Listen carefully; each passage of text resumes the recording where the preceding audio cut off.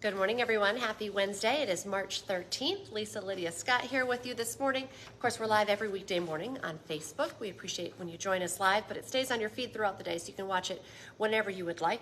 Remember, we also make it into a podcast. You can find that at inform.com/podcast. Look for the Inform Minute and check us out on all of our social media platforms as well. Yeah. All right. Today we're starting to kind of feel a shift in the weather. A little different. Yeah. We've seen sun the past couple of days, 70 back on Monday, ended up in the upper 50s, lower 60s yesterday. It's another nice day. Yeah. Today the 50s, which, temperature speaking is not bad at all. 54 degrees is really nothing to complain about in the middle of March.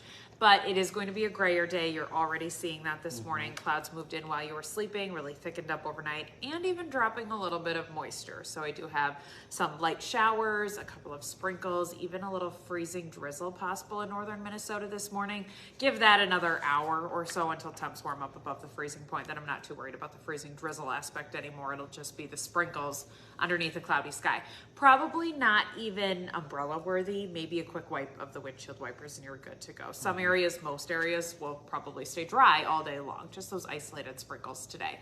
Those clear out tomorrow. The wind picks up out of the north. We're going about 10 to 20, sending in some cooler air. I think 47 degrees with a cloudy sky and that wind will feel pretty raw outside tomorrow. Yeah. And then there's a chance at a little bit of light snow, a few flurries along the international border, as far south as about Highway 2 for tomorrow. Slow moving, just a couple of flurries kind of dragging across the border from west to east for tomorrow. Friday looks windy but warmer. Saturday is when I do have a chance of snow. Quick little clipper system. The main part of that system, the central part of the low, is up in Canada, so the worst of it is missing us, but we are going to get hit with the associated cold front, and so that's going to bring us a big drop in temps, the wind, and some snow. I don't expect a big whopper of a snowstorm, but I do think some travel impacts are expected this weekend, wherever you have the snow coming down, meeting those stronger wind gusts. And then everyone will feel colder with highs only in the 30s, even the upper 20s on Sunday for St. Patrick's Day. This is obviously something to be aware of for the St. Patrick's Day parade on Saturday as well. I think 11 a.m. downtown. Don't quote me Sounds on about that. right. We'll figure it out. We'll report on that. I'm still on Wednesday, okay? Give me time. Just thinking about that ahead of time, that we probably will have at least some impacts. Certainly colder and windier. Maybe some snow. We'll have to time out that snow as we get closer to the parade itself. But unfortunately, I'm not predicting 70 and sun like we had back on Monday for the St. Patrick's Day parade on Saturday. That parade has to be one of the more, varying parades. Just don't know what you're going to get. You never know what you're going to get in March. You could get a blizzard or you could get beautiful sunshine t-shirt weather. So that's one that we always just kind of keep an eye on. I expect it to be not ideal, but not cancelable kind of weather for Saturday. So it's something to think about there. And then next week just looks a little bit cooler with highs in the 30s, maybe a couple days in the 40s. Of course, you can see that on our Storm Tracker app on our 10-day forecast there. Sweet. Okay, thanks Great. guys. Thank you, Lydia. Well, new overnight, we learned some new information on what prompted police to close off the Sorley Bridge in Grand Forks. We've learned a man was taken to the hospital actually after he fell off that bridge. Both Grand Forks and East Grand Forks police were on the scene.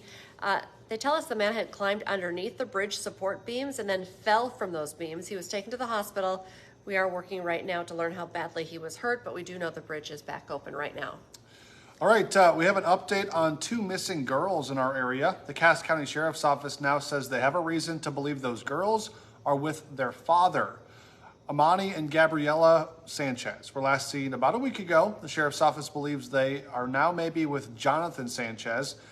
They're still working to confirm that information and then conduct a welfare check.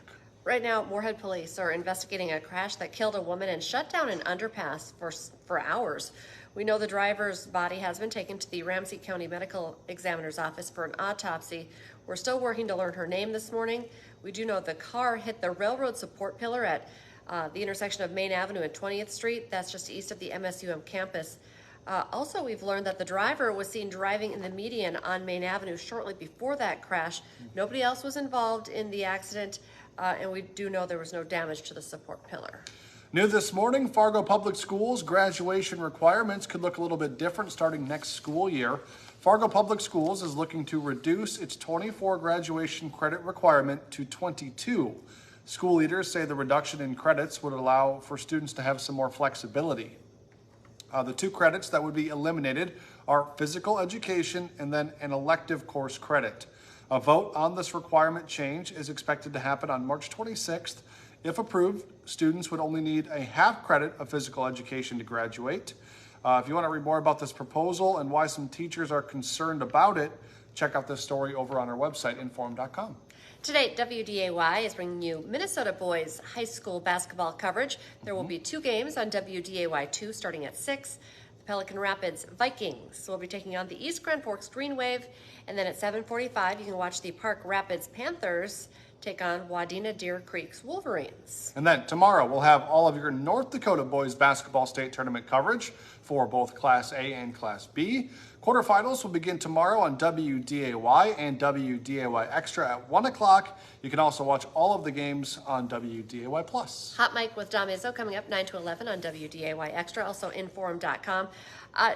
It was a South Dakota State sweep at the Summit League tournament. Dom's going to be talking about how the Jacks did it again in Sioux Falls.